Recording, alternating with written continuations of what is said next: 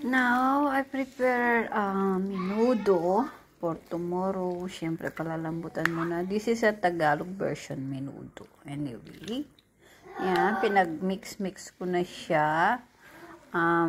Bawang, sibuyas, paminta, laurel, and then kamatis, and then bell pepper. Of course, yung karne niya.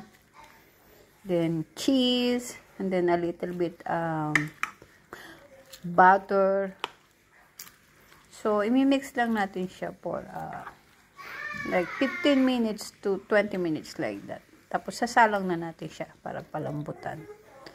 Then, tomorrow, saka ko na siya igigisa tomorrow morning. Para hindi na Yan. Tagalog version menudo. Anyway. Now, magluluto tayo ng menudo. Magigisa na tayo ng menudo. Pirito muna yung mga patatas at saka carrot at hotdog.